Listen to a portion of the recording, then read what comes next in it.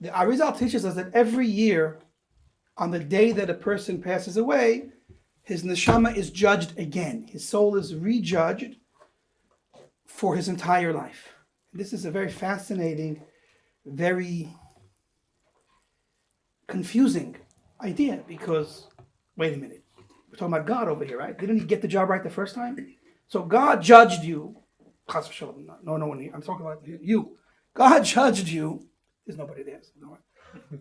God judges the person for his entire life, and he tells him what a year later. Oh, hey, get back here! I forgot something. What is the purpose, and why is it necessary for a second judgment 1 year later? Not only that, and the next year, and so on and so on. Could actually, almost for many years, could be generations of judgments. And why? What is the? I mean, I guess somebody could be cynical and have the wrong. What's really a wrong attitude? We're allowed to think. We're allowed to have questions. So one would think, why does God want to rejudge and repunish somebody? It seems to be overly cruel. But the truth is that on one side we could say it seems to be overly cruel, but it's really to be overly rewarding on the flip side. And that is this. The first judgment that you're going to get will be, we'll call it a general judgment. For example, we'll use as an example a white shirt that you think is spotless. And when you look at it, like, yeah, that looks spotless. You have it happen to you, then you get home and you realize, wait a minute, it's not so spotless because you start staring at it too much. So on the first look, it's spotless, a perfect shirt. That would be the first judgment. It's a judgment, and it's a true judgment. But it's with a certain amount of scrutiny. It's a certain perspective where, okay, you're fine. You'll pay for what you have to pay for now. And then when you come back next year, we tighten the lens. We zoom in more. And we find things that we missed the first judgment. And so on and so on and so on. Could be 70, 80, 100 years that this happens.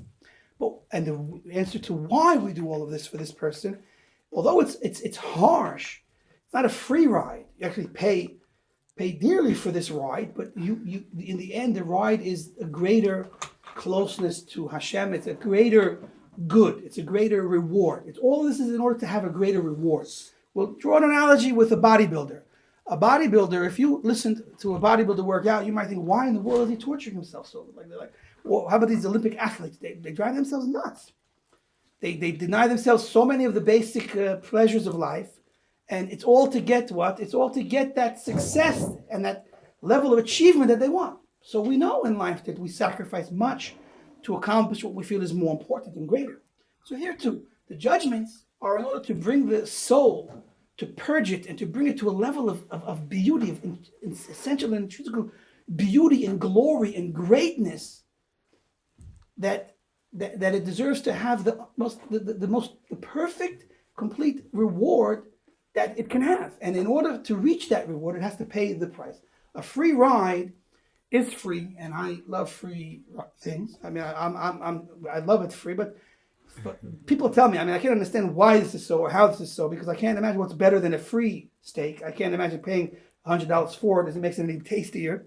But they say that in the world of truth, the free stuff isn't really worth anything. I don't believe it, but I guess when I see it, I'll believe it. But that's what they say. And so we pay for that ultimate great world to come that we're going to have, the Olam Haba that we're going to have.